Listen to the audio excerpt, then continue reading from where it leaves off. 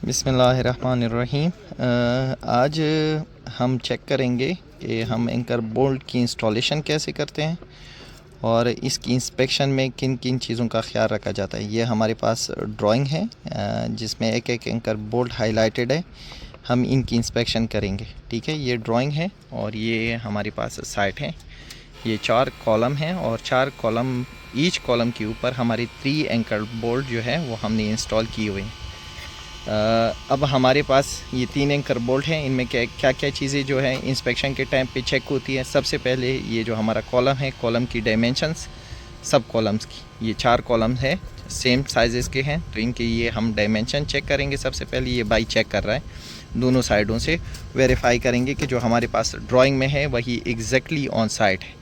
इस चीज़ की चेक करने के बाद जब हम फॉर्मर की इंस्टॉलेशन शुरू करते हैं उससे पहले हम इसकी लेआउट की जो चेकिंग करते हैं तो कॉलम की स्पेसिंग या डिस्टेंसेस बिटवीन जितनी भी है उनको चेक करते हैं। उसके अलावा जो इम्पोर्टेंट चीज़ आती है एंकर बोल्ट, तो anchor bolt to anchor bolt centre to centre distance, चारों एंकर बोल्ट यहाँ पे 3 है तो तीनों को चेक करेंगे। इसकी जो डायामीटर है एक एंकर बोल्ट का, नॉर्मली जो सबसे स्मॉलेस्ट साइज़ होता है वो हमारे पास 20 mm का होता है, वो चेक करेंगे। अपनी लेंथ चेक करेंगे एंकर बोल्ट की कि हमारे पास जो एंकर बोल्ट लगे हुए हैं वो एग्जैक्ट उसी लेंथ के हैं जो हमें रिक्वायर्ड हैं। दूसरी बात, इसकी जो प्रोजेक्शन होती है एंकर बोल्ट की वो चेक होती है बॉटम से। हम फॉर्मर के ऊपर निशान लगाएंगे टॉप ऑफ कंक्रीट का और उसके बाद हम अपना प्रोजेक्शन नोट कर लेंगे।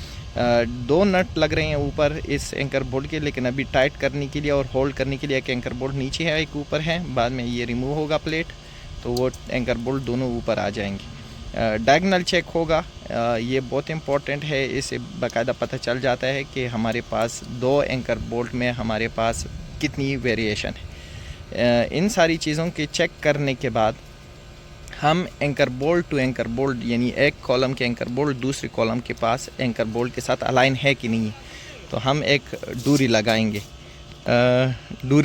एक एंकर बोल्ट के ग्रुप की दूसरे एंकर बोल्ट के ग्रुप के साथ। तो ये सेंटर डोरी लगेगी और इन 2 कॉलम्स को हम अलाइनमेंट में चेक करेंगे और फिर इसी तरह इनको चेक करेंगे। जब ये सारी चीज़ें फाइनल हो जाएं तो क्रॉस में हम इसका डायगोनल चेक करेंगे, ये आगे वाले कॉलम का इस कॉलम के साथ और ये जो मेरे लेफ़्ट साइड पे कॉलम है इसका बिल्कुल राइट साइड वाली कॉलम के साथ। डायगोनल भी फाइनलाइज हो जाएं तो ये हमारे पास इसकी इंस्पेक्शन फ़ाइनल हो जाती है और फिर हम इसको आगे प्रोसीड करेंगे। यहाँ पे आप देख सकते हैं वाइट मार्कर के साथ और ये ब्लैक मार्कर के साथ 2 पॉइंट्स लगे हुए हैं। ये हमारे पास सर्वेयर की तरफ से पॉइंट है सेंटर लाइन की।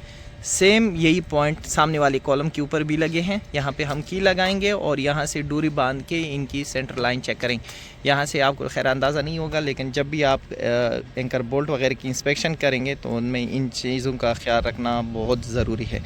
और एंकर बोल्ट का स्टील बार के साथ टच होना जो है ना, ये अलाउ नहीं है, इसका ज़्यादा ख्याल रखें। यहाँ पे कोई भी एंकर बोल्ट हमारे पास स्टील के साथ टच नहीं है। स्पेसिंग वगैरह जो कि नॉर्मल हम इंस्पेक्शन करते हैं एंकर बोल्ट के अलावा उसमें भी देखा जाता है। चैम्पर जो है ये लगा हुआ है, इसका भी ख्याल रखना है। और इसमें प्रोजेक्शन होती है 25 mm की, वो हमारे पास ग्राउट के लिए है, तो वो ग्राउट भी इसमें हो जाएगा। उम्मीद करता हूँ इसमें सारी चीज़ें क्लियर होगी। अगर किसी चीज़ में कोई प्रॉब्लम है या क्लियर नहीं है तो आप कमेंट सेक्शन में हमसे पूछ सकते हैं। Thank you.